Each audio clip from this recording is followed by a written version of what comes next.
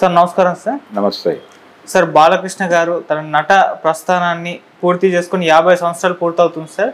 So ఈ September 1న గ్రాండ్గా ఒక వేడుక కూడా సెలబ్రేట్ చేయబోతున్నారు సార్. మరి 50 సంవత్సరాల ఆయన సినీ ప్రస్థానం గురించి మీరు ఏం చెప్తారు? మరి ఈ వేడుకకు మొత్తం టాలీవుడ్ అంతా కూడా కదిలొస్తుందని అంటున్నారు. మరి ఎవరెవరు వచ్చే ఛాన్స్ ఉందంటారు సార్? అంటే టాలీవుడ్ అంతా వస్తుంది, ఎందుకంటే ఆయన నందమూరి తారక రామారావు గారు అబ్బాయిగా తెరంగేట్రం చేసినప్పటికీ బాలనటుడిగా ప్రవేశించాడు ఆయన. ఓకే. అంటే 12-13 సంవత్సరాల వయసులో ఆయన తాతమ్మ కళ అనే సినిమాలో యాక్ట్ చేశాడు. నిజానికి ఆ సినిమా కూడా ఒక రకమైన రికార్డ్ అంటే ఆ సినిమా తయారైన తర్వాత సెన్సార్ ఇబ్బందుల్లో చాలా రోజులు ఆగిపోయిన తర్వాత ఫైనల్గా కొన్ని కట్స్కి అంగీకరించి ఎన్టీఆర్ ఆయన డైరెక్టర్ ఆ సినిమాకి రిలీజ్ అయిన తర్వాత 50 రోజులు ఆడుతున్న టైంలో 50వ రోజు కరెక్ట్గా 50వ రోజున ఆ సినిమాని మళ్ళీ బ్యాన్ చేశారు. అంటే అప్పటికి కోర్టులో కేసులు వేశారు దాని మీద. ఓకే. ఆ కేసుల మీద జడ్జిమెంట్లు ఆ క్రమంలో సినిమాని బ్యాన్ చేయాలని ఆదేశం వచ్చింది, బ్యాన్ చేశారు. బ్యాన్ చేసిన తర్వాత అంటే ఇదంతా 74లో రిలీజ్ అయినప్పుడు కదా, 74 ఆగస్టు 4లో రిలీజ్ అయింది ఆ సినిమా. రిలీజ్ అయ్యి 50 రోజులు అయిన తర్వాత బ్యాన్ అయింది. ఆ తర్వాత 75 జనవరిలో మళ్ళీ రిలీజ్ చేశారు. ఈ లోపు రామారావు గారు కేంద్ర ప్రభుత్వానికి లేఖ రాశాడు. అంటే ఏదైతే అభ్యంతరకరం అంటున్నారో అది మొత్తం తీసేస్తాను, నాకే అభ్యంతరము లేదు. అలా ఆ కటింగ్స్కి పూర్తిగా సన్నివేశం తీసేసేదాకా ఊరుకోలేదు. తీసేసిన తర్వాత రిలీజ్ అయింది. అయితే అది 75 జనవరిలో రిలీజ్ అయినప్పుడు 2 పాటలు కలర్లో షూట్ చేసి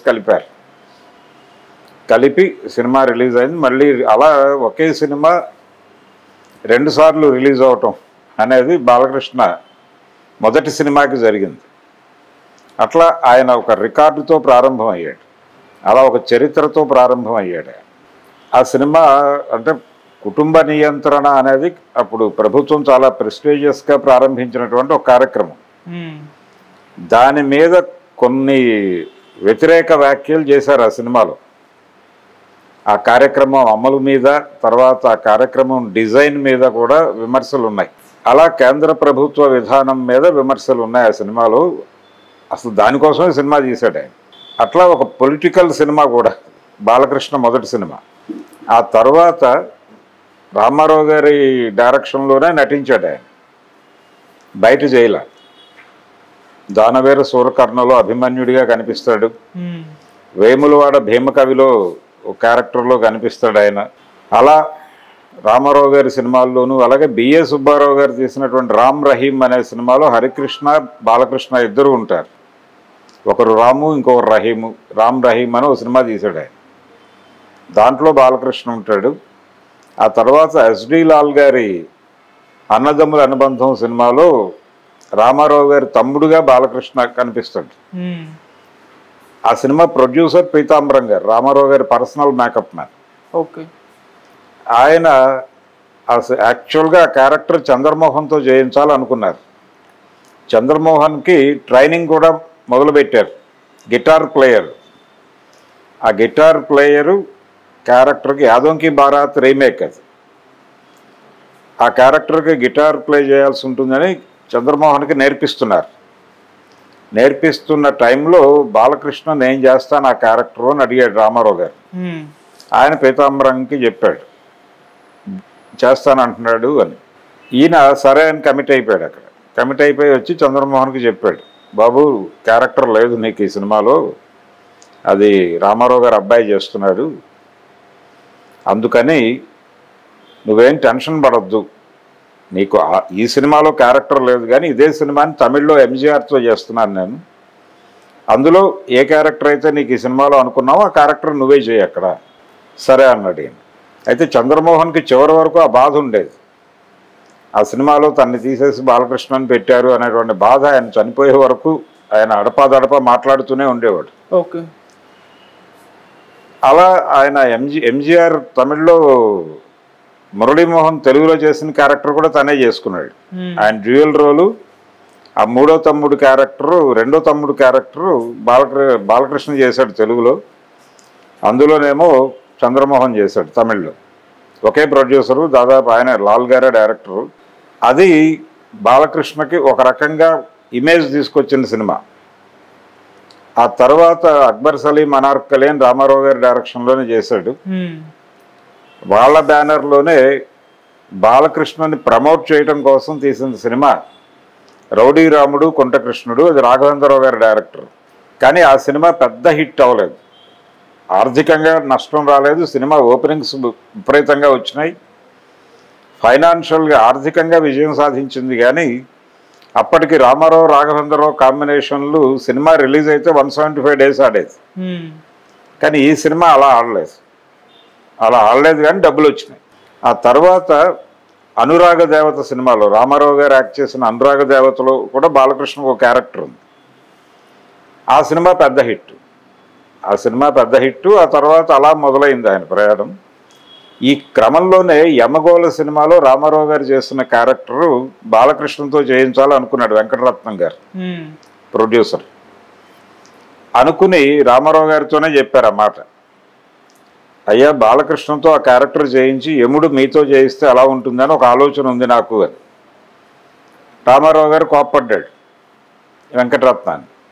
అంటే ఆ క్యారెక్టర్ బాలకృష్ణ చేయలేడు, అతని వల్ల కాదు, నేను చేస్తాను, యముడు సత్యనారాయణతో చేయిద్దామని సత్యనారాయణని యముడుగా సెలెక్ట్ చేసి ప్రమోట్ చేసిన వాడు రామారావు గారు. అలా యమగోళలో నటించే అవకాశం కోల్పోయాడు ఆయన బాలకృష్ణ. ఇలా రామారావు గారి చాటు బిడ్డగా మొదలైన ప్రయాణం. అంటే దానవేర సూరకర్ణ పెద్ద హిట్ సినిమా, అంటే ఆ రోజుల్లోనే 2 కోట్లు కలెక్ట్ చేసిన సినిమా. అది బాలకృష్ణ గారు ఉన్నారు కానీ అది బాలకృష్ణ సినిమా అని చెప్పలేము. అలాగే బ్రహ్మంగారి చరిత్ర, పోతులూరు వీర బ్రహ్మేంద్ర స్వామి చరిత్రలో కూడా బాలకృష్ణ ఉన్నాడు. అది పెద్ద హిట్ సినిమానే, కానీ అది కూడా బాలకృష్ణ అకౌంట్లో వేయలేము. అవన్నీ అన్నగారి సినిమాలు. బాలకృష్ణ కూడా ఉన్నాడు ఆ సినిమాల్లో.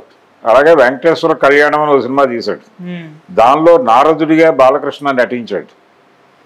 అది కూడా రామారావు గారి అకౌంట్లో సినిమానే.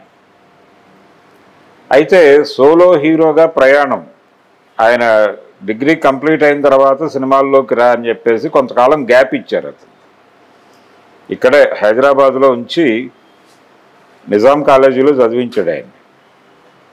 ఇక్కడ ఆయన చదువుకునే రోజుల్లోనే కిరణ్ కుమార్ రెడ్డి, తర్వాత రోజుల్లో ముఖ్యమంత్రి అయిన కిరణ్ కుమార్ రెడ్డి, క్రికెటర్ అజారుద్దీన్, వీళ్ళందరూ ఈయన బ్యాచ్మేట్స్ బాలకృష్ణకి. ఇలా చదువుకున్న తర్వాత అంటే రామారావు గారు 82లో రాజకీయ ప్రవేశం వెళ్ళిపోయాడు ఆయన. వెళ్ళిపోయిన తర్వాత ఒక గ్యాప్ వచ్చింది. ఆ తర్వాత సోలో హీరోగా బాలకృష్ణ కొట్టిన మొదటి హిట్ సినిమా మంగమ్మ గారి మనవడు. గోపాల్ రెడ్డి గారు, ఎస్ గోపాల్ రెడ్డి గారు మన్వాసనయ్య అని ఒక భారతీరాజా గారి తమిళ సినిమాని తెలుగులో మంగమ్మ గారి మనవడు పేరుతో రీమేక్ చేశారు కోడి రామకృష్ణ డైరెక్షన్లో. ఆ సినిమా బాగా పెద్ద హిట్ అయింది. అక్కడి నుంచి సోలో హీరోగా బాలకృష్ణ ప్రస్థానం మొదలైంది. భార్గవ్ ఆర్ట్స్లోనే చాలా హిట్ సినిమాలు ఇచ్చాడు ఆయన. అంటే ఎస్ గోపాల్ రెడ్డికి పేరు సుడి గోపాల్ రెడ్డి అనేవాళ్ళు. అంటే అతనికి ఎక్కడో సుడి ఉంది, తీసిన సినిమాల్లా విపరీతంగా ఆడేస్తోంది అనేవాళ్ళు జనాలు. అలా భార్గవ్ ఆర్ట్స్లో బాలకృష్ణ చేసిన సినిమాలన్నీ హిట్టే. 86 అనేది 1986వ సంవత్సరం బాలకృష్ణ కెరియర్లో ఒక ప్రత్యేక సంవత్సరం. అది ఆ సంవత్సరం రిలీజ్ అయిన ప్రతి సినిమా హిట్ అయింది బాలకృష్ణది. ఆ చుట్టుపక్కల ఏ హీరో లేడు, చిరంజీవి కూడా లేడు. చిరంజీవికి కూడా ఫ్లాప్స్ వచ్చినాయి అప్పుడు. వాళ్ళ సొంత బ్యానర్లో కోదండరామరెడ్డి గారి డైరెక్షన్లో చేసిన అనసూయమ్మ గారి అల్లుడు చాలా పెద్ద విజయం సాధించింది రామకృష్ణ స్టూడియోస్ బ్యానర్లో. ఇలా మొదలైనటువంటి ప్రయాణం. ఆయన నటుడిగా బాలకృష్ణ ఏమిటి బాగా డైలాగ్ చెప్పగలడు, ఎమోషనల్గా చెప్పగలడు. ఏ క్యారెక్టర్ ఇచ్చినా ఆ క్యారెక్టర్ని ఏదో మేరకు తనని దానికి అడాప్ట్ చేసుకుని నటించగలడు. అయితే ఎన్టీఆర్తో పోల్చే పరిస్థితి కాదు. ఎన్టీఆర్ కుమారుడే కానీ ఎన్టీఆర్ స్థాయి వేరు, బాలకృష్ణ స్థాయి వేరు. ఆ గ్యాప్ ఉంది వారి మధ్య. అయితే దాదాపు అన్ని జానర్స్లోనూ సినిమాలు చేశాడు ఆయన. ఒక కౌబాయ్ సినిమా చేయలేదు తప్ప. జానపదాలు అయిపోయిన రోజుల్లో జానపదం చేశాడు. అది కూడా విజయ బ్యానర్లోనే పౌరాణికం కూడా చేశాడు. భైరవ ద్వీపం చేశాడు, కృష్ణార్జున విజయం చేశాడు అదే బ్యానర్లో. అలా పౌరాణికము జానపదము చేయటం అనేది ఆ జనరేషన్, అతనితో పాటు ట్రావెల్ అవుతున్న జనరేషన్లో ఎవరు చేయలేదు. అది అతని వల్ల అయింది. తర్వాత ఒక హిస్టారికల్ క్యారెక్టర్ కూడా చేశాడు అనుకోకుండా ఆదిత్య 369లో. అది కృష్ణదేవరాయల క్యారెక్టర్. అంటే ఈ క్యారెక్టర్స్ బాలకృష్ణ మీద వర్కౌట్ అవుతాయి, ఎందుకంటే రామారావు గారి ఇమేజ్ తోడ్పడుతుంది అనే ఉద్దేశంతో బాలకృష్ణను తీసుకున్నారు ఆ ప్రాజెక్టులో. బాలకృష్ణ అయితేనే వర్కౌట్ అవుతుంది అని. ఆదిత్య 369కి చంద్రమోహన్ గారి, బాలసుబ్రహ్మణ్యం గారి బంధువు ఆ సినిమాకి ప్రొడ్యూసర్. ఏ తరహా పాత్ర ఇచ్చినా అంటే డైరెక్టర్ ఏం చెబితే అది చెయ్యాలి అనేది బాధ్యతగా ఫీల్ అయ్యేటువంటి నటుడు ఆయన. ఇది ఆయన దగ్గర నుంచి వచ్చింది. రామారావు గారు అలాగే ఉండేవాడు. డైరెక్టర్ ఏది చెప్తే అది చేసేయటమే. అంటే డైరెక్టర్ చెప్పిన దాన్ని మనం విభేదించకూడదు. ఆయనకి ఒక లెక్క ఉండేది. అంటే తను డైరెక్ట్ చేసే సినిమాల్లో ఎవరు ఏం చెప్పినా ఆయన పట్టించుకునేవాడు కాదు. అలాగే బయట వాళ్ళ డైరెక్షన్లో తను నటించేటప్పుడు అక్కడ వేలు పెట్టేవాడు కాదు. వారు చెప్పింది చెప్పినట్టు చేసి వచ్చేసేవాడు. హిట్టా ఫ్లాపా అనేది వాళ్ళ కర్మ అనుకునేవాడు. తనకు తెలిసిన ఈ సన్నివేశం ఇలా తీయటం కరెక్ట్ కాదు అని రామారావు గారికి తెలిసినప్పటికీ చెప్పేవాడు కాదు వాళ్ళు. ఇది మనకు సంబంధం లేని వ్యవహారం అన్నట్టుగానే ఉండేవాడు ఆయన. ఏవో 2-3 సందర్భాల్లో ఆయన ఇన్వాల్వ్ అయిన కేసులు చెప్తారు. బొబ్బిలిపల్లి కోర్టు సీను ఇలాంటివి. అది కూడా ఆయన ఏమీ డైరెక్ట్ చేయలేదు, గైడ్ చేయలేదు. ఇంకేదో ఉండాలి అని మాత్రమే కోరాడు దాసరి గారిని. ఆయనతో చొరవ ఉంది కాబట్టి. ఇలా రామారావు గారు అబ్బాయిగా మొదలైన ప్రయాణం ఆ తర్వాత బాలయ్యగా, జై బాలయ్యగా, ఇప్పుడు ఒక నినాదంగా మారిపోయాడు. ఇప్పటికీ ఆయనకి రామారావు గారు చేసినటువంటి బృహన్నల క్యారెక్టర్ చేయాలనే కోరిక ఉంది. అలాగే ఆయన చేసిన చాలా క్యారెక్టర్లు చేయాలనేటువంటి తపన ఉంది ఇతనికి. అలాగే డైరెక్ట్ చేయాలి. రామారావు గారు మంచి డైరెక్టరు. ఆయన కృష్ణ పాండవీయంతో ఆయన దాదాపు తెలుగులో అప్పటికి లబ్ధ ప్రతిష్ఠలు అనుకున్నటువంటి అందరు డైరెక్టర్లని తన వైపు తిప్పుకున్నాడు. సాక్షాత్తు కేవీ రెడ్డి గారు, ఎల్వి ప్రసాద్ గారు అభినందించారు, చాలా బాగా తీసావు సినిమా. అలాంటి అంటే డైరెక్టర్గా కూడా తన సత్తా చాటుకోవాలి అనేటువంటి ఒక తాపత్రయం ఉంది బాలకృష్ణకి తన తండ్రి గారి బాటలో. కానీ అది అవ్వలేదు. ఒక సినిమా నర్తనశాల చేసే ప్రయత్నం చేశాడు, అది సౌందర్య గారి మరణంతో ఆగిపోయింది ఆ సినిమా. ఇలా అంటే ఆయనతో చాలా హిట్స్ ఇచ్చినటువంటి డైరెక్టర్ కోడి రామకృష్ణ గారు. ఆ తర్వాత కోదండరామిరెడ్డి గారికి ఒక కళ ఉండేది. బాలకృష్ణ చిరంజీవులతో ఒక మల్టీ స్టారర్ చేయాలి అనేటువంటి ఒక కళ ఉండేది ఆయనకు. డ్రీమ్ ప్రాజెక్ట్ తన బ్యానర్లో తను నిర్మాతగా మారి వీళ్ళిద్దరిని పెట్టి ఒక సినిమా చేయాలని చాలా ప్రయత్నాలు చేశాడు ఆయన. కానీ వర్కౌట్ అవ్వలేదు. ఫైనల్గా అది డ్రాప్ అయ్యాడు ఆయన ఆ ప్రాజెక్ట్ నుంచి. ఇప్పటికీ ఆయనకు ఆ కోరిక ఉంది. ఎవరైనా అడిగితే చెప్తాడు నిజమే, అది నా డ్రీమ్ ప్రాజెక్ట్, వాళ్ళిద్దరిని పెట్టి సినిమా తీయాలని. అది అవ్వలేదు. చిరంజీవితో మంచి సాన్నిహిత్యం ఉండేది, ఫ్రెండ్షిప్ ఉండేది, ఇప్పటికీ ఉంది. ఇలా అంటే ఒక రకంగా బాలకృష్ణ గారు అన్డిస్ప్యూటెడ్, పెద్దగా వివాదాలు లేనటువంటి హీరో చాలా కాలం పాటు.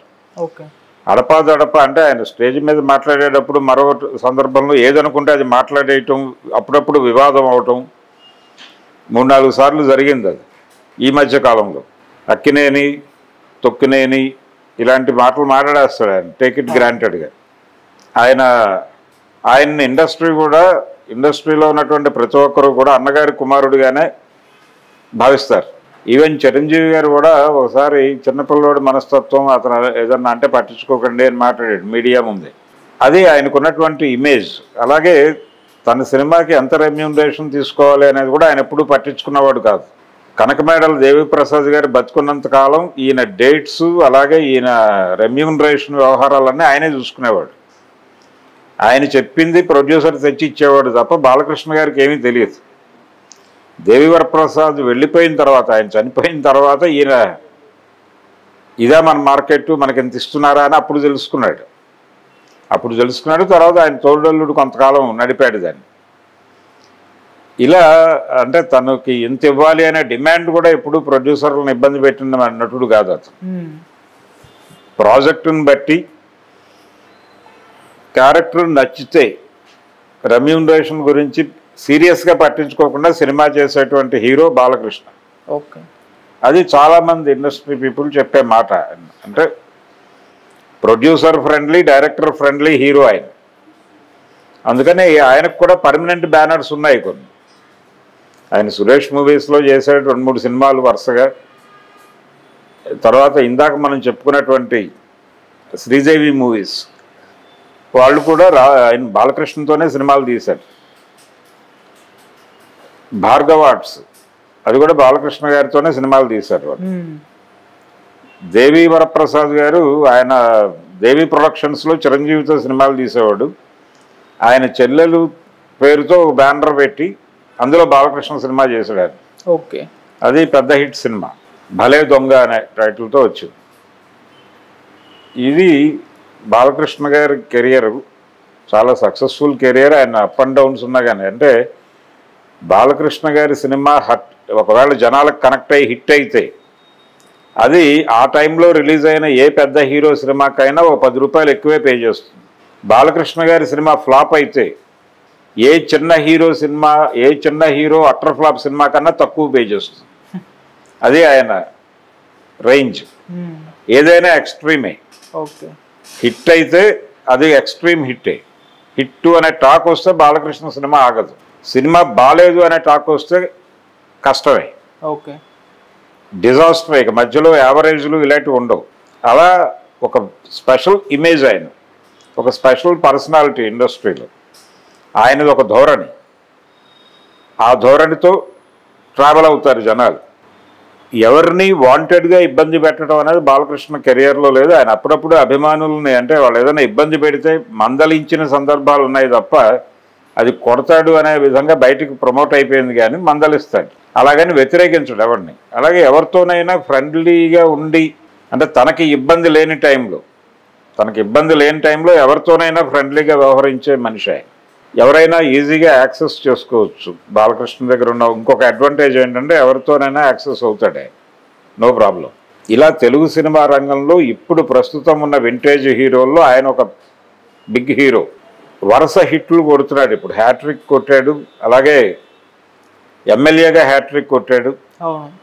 ఎమ్మెల్యేగా హ్యాట్రిక్ కొట్టి హిట్స్ మీద ఉండి ఆయన చేసినటువంటి ఒక కార్యక్రమం, అంటే ఒక టాక్ షో, అది కూడా చాలా పెద్ద హిట్ అవటం.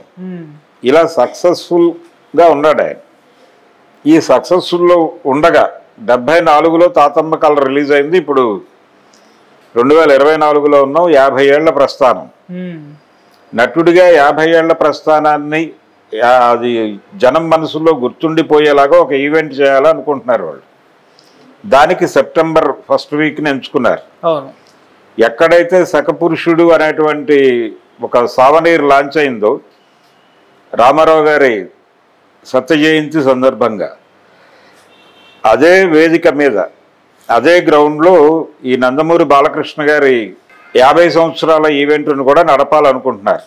ఓకే. అదే వేదిక మీదకి అందరినీ, ఇండస్ట్రీలో ఉన్నటువంటి రామారావు గారితోనూ ఆ ఫ్యామిలీతోనూ అలాగే నందమూరి బాలకృష్ణతోనూ ట్రావెల్ అయిన వాళ్ళందరినీ ఆ వేదిక మీద సత్కరించాలనుకుంటున్నారు. అందులో చిరంజీవి ఉన్నాడు. అందరూ, ప్రతి ఒక్కరూ వస్తారు ఆ ప్రోగ్రామ్కి. అయితే ఒక కీలక ప్రశ్న ఏంటంటే జూనియర్ ఎన్టీఆర్, కళ్యాణ్ రామ్ వస్తారా దీనికి అని. వాళ్ళకు కూడా ఇన్విటేషన్లు ఉంటే వస్తే రావచ్చు. ఎందుకంటే వాళ్ళకి ఆల్రెడీ 2 బ్యాక్లాగ్స్ ఉన్నాయి దీనిలో. ఇలాంటి కార్యక్రమాలకు వాళ్ళు గైర్హాజరైన సందర్భాలు, కొంచెం బయట చర్చనీయాంశంగా మారినటువంటి సందర్భాలు 2-3 ఉన్నాయి. అందుకని ఈ ఈవెంట్కి పర్టికులర్గా రావడానికే ప్రయత్నం చేస్తారు అనేది వినిపిస్తున్నమాట. ఓకే. వస్తారా రారా అనేది వాళ్ళ పర్సనల్ గొడవ. ఇన్ అడ్వాన్సే వీళ్ళు ఇన్ఫార్మ్ చేస్తుంటారు గత అనుభవాల రీత్యా. అలా ఒక్కసారి నందమూరి బాలకృష్ణ గారి కెరియరు, ఆయన పాలిటిక్స్లోకి వచ్చిన విధానం, తండ్రి గారి పార్టీ ఉంది, ఆ పార్టీతోనే ఆయన కూడా ట్రావెల్ అయ్యాడు. రామారావు గారి తరఫున ఎన్నికల ప్రచారం చేసినటువంటి సినిమా నటుల్లో బాలకృష్ణ ఒకడు. మురళీమోహన్, మోహన్ బాబు, రావు గోపాలరావు గారు, సత్యనారాయణ, వీళ్ళందరూ అంటే హీరోలు ఉండేవారు కాదు. రామారావు గారితో క్యాంపెయిన్ చేసిన వాళ్ళలో విలన్లే ఎక్కువ. సత్యనారాయణ, రావు గోపాలరావు గారు, వీళ్ళే, మోహన్ బాబు, ఈ బ్యాచే ఉండేది. హీరోలు అందరూ కాంగ్రెస్ వైపు ఉండేవాళ్ళు. బాలకృష్ణ, మురళీమోహన్ మాత్రమే ఇటువైపు ఉండేవారు. ఈ క్యాంపులో హీరోస్ వాళ్ళే. ఈ విధంగా బాలకృష్ణ గారి రాజకీయ కెరియరు, అలాగే ఆయన సినిమా కెరియరు సక్సెస్ఫుల్గా నడిపాడు ఆయన. దీనికి అంటే వాళ్ళ తండ్రి గారి నుంచి అడాప్ట్ చేసుకున్నటువంటి అనేక లక్షణాలు తోడ్పడ్డాయి ఆయనకి. కొన్ని రామారావు గారికి తెలియని విద్యలు కూడా తనకు తెలుసు. ఆ ఏరియాలో కూడా ఆయనకు ఒక స్పెషల్ ఇమేజ్ ఉంది. మ్యాన్షన్ హౌస్ అనేటువంటి ఏరియాలో ఆయనకు ఒక స్పెషల్ ఇమేజ్ ఉంది. ఆయన ఓపెన్గా ఉంటాడు. ఏది మనసులో ఒకటి బయటకు ఒకటి అనడు. ఏదైతే అనదలుచుకుంటాడో అది ఓపెన్గా అనేస్తాడు. అది దానికి సెన్సార్ ఉండదు. ఇలాంటి ఒక అరుదైనటువంటి ఇమేజ్తో బాలకృష్ణ గారు 50 ఏళ్ళు కంప్లీట్ చేసుకోవడం ఈ సక్సెస్ఫుల్ ఇయర్లో ఆయన ఇండస్ట్రీలో హ్యాట్రిక్ కొట్టి హ్యాట్రిక్ రిపీట్ చేయడానికి రెడీ అవుతున్నటువంటి సందర్భము ఒకవైపు, రెండోది పొలిటికల్ ఏరియాలో ఎమ్మెల్యేగా హ్యాట్రిక్ కొట్టినటువంటి సందర్భం. ఈ అకేషన్లో ఈ 50 ఏళ్ల వేడుక, ఈ 50 ఏళ్ల రివ్యూ, ఈ 50 ఏళ్ల ప్రస్థానాన్ని సమీక్షించుకుని కొత్త కథలను ఎలా ఎంపిక చేయాలనే పద్ధతి, ఇదంతా కూడా రావటం, ఈ టైంలో రావటం అనేది అది ఒక చాలా రేర్ అకేషన్. అది అలాంటి రేర్ అకేషన్ ఇప్పుడు బాలకృష్ణ గారి జీవితంలో జరుగుతోంది.